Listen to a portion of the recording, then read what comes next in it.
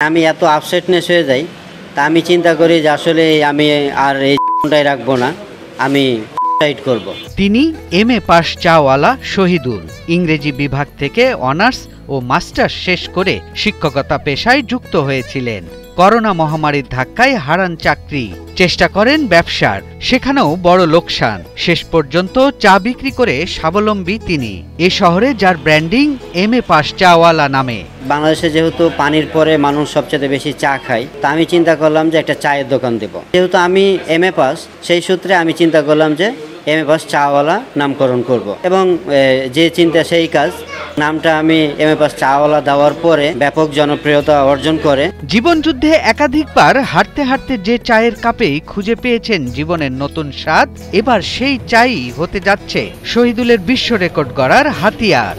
ইন্ডিয়ায় একদিনে 32,681 জনকে এক ভেন্যুতে চা খাওয়াইছে। আমি যখন এই গিনিজ ওয়ার্ল্ড রেকর্ডটা দেখলাম, তখন ভাবলাম যে ইন্ডিয়ার এই রেকর্ডটা তো এমএ পাস চাওয়ালা ভাঙতে পারে, এবং এটা হলো একটা জাতীয় প্রাইড হতে পারে। এবার শহীদুল ব্যতিক্রমী উদ্যোগ নিয়ে গিনেস ওয়ার্ল্ড রেকর্ডসে নাম লেখানোর লড়াইয়ে নামছেন। তার লক্ষ্য একদিনে মাত্র 1 টাকায় 1 লাখ মানুষকে চা খাওয়ানো। বর্তমানে বিশ্বের এই ক্যাটাগরিতে রেকর্ডটি ভারতের নামে, যেখানে একদিনে 35,000 মানুষকে চা খাওয়ানো হয়েছিল।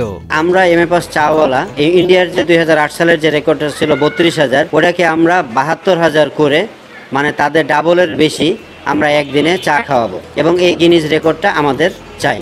এখন সেই দোকান শুধু চায়ের স্বাদের জন্যই নয়, বরং মানুষের জীবনে ঘুরে দাঁড়ানোর প্রেরণার উৎস হিসেবে পরিচিত। প্রতিদিন শত শত মানুষ আসেন তার দোকানে, কেউ চা খেতে, কেউ বা শুধুই একটু সাহস নিতে। যে কেউ চাইলে যে কোনো ব্যবসা আসলে শুরু করতে পারে, এটা আসলে তার কোয়ালিফিকেশন দিয়ে জাজ করাটা আমার মনে হয় ঠিক না। এবং উনি সব কিছু কোয়ালিটি মেনটেন করতে পারবে, এবং সব যেই ডেকোরেশন সব কিছু সুন্দর হয় দেখে আমরা আসলে ওনার কাছে আসলে ট্রাই করতে আসি আর কি রেগুলার। মামা তো এমএ পাস অলওয়েজ সবাই ফেমাস, মোটামুটি ইউটিউবে সবাই জানে, এই কারণে আর কি আসা, কন্টিনিউ আসা হয়, পরিবারের সাথেও আসা হয় এখানে। অন্যান্য চা কি গরম পানি দেয় একটু বেশি, এটা পানি কম, একটু ঘন হয়েছে বেশি। হ্যাঁ ভাইয়া, এখানে চাটা একটু গাঢ় এবং ভালো লাগছে, সঙ্গে অন্য জায়গার চেয়ে একটু উন্নত মানের মনে হয়েছে। হ্যাঁ, চাটা এখানকার অনেক অসাধারণ ছিল, মজা পাইছি অনেক চাটা খায়। আলহামদুলিল্লাহ অনেক ভালো। আমরা এখানেই থাকি আশেপাশে, সো প্রায়ই সবাই মিলে এসে বন্ধুবান্ধবরা চাটা খাই। এই রেকর্ড ভিত্তিক আয়োজনটি চলতি বছরে অনুষ্ঠিত হওয়ার কথা রয়েছে।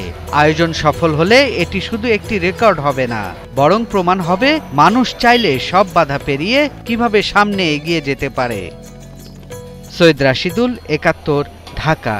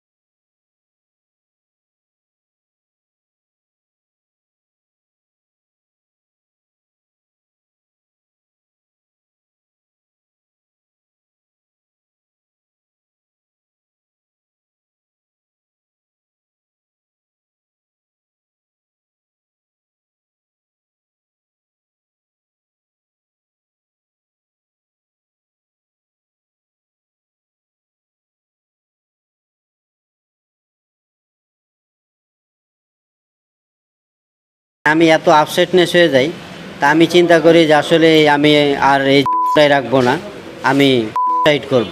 তিনি এমএ পাস চাওয়ালা শহীদুল ইংরেজি বিভাগ থেকে অনার্স ও মাস্টার্স শেষ করে শিক্ষকতা পেশায় যুক্ত হয়েছিলেন। করোনা মহামারীর ধাক্কায় হারান চাকরি, চেষ্টা করেন ব্যবসার, সেখানেও বড় লোকসান। শেষ পর্যন্ত চা বিক্রি করে স্বাবলম্বী তিনি। এ শহরে যার ব্র্যান্ডিং MA পাস চাওয়ালা নামে।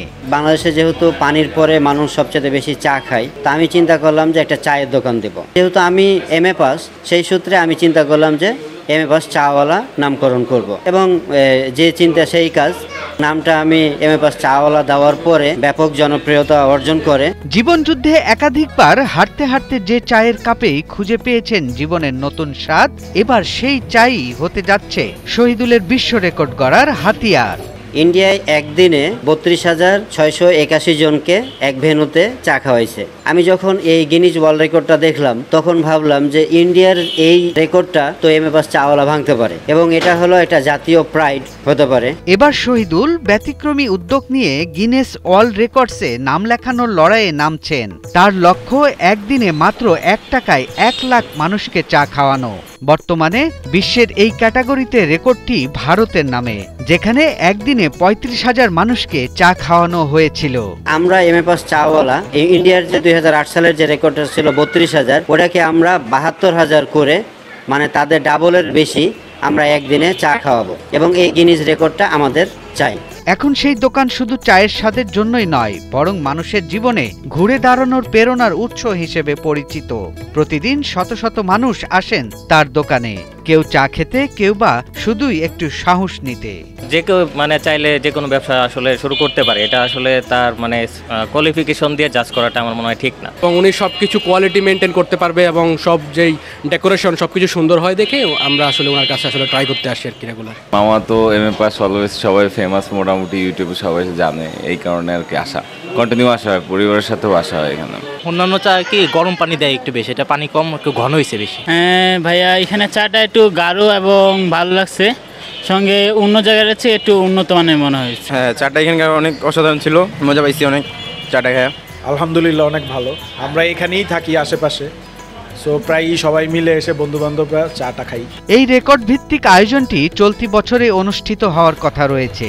আয়োজন সফল হলে এটি শুধু একটি রেকর্ড হবে না, বরং প্রমাণ হবে মানুষ চাইলে সব বাধা পেরিয়ে কিভাবে সামনে এগিয়ে যেতে পারে।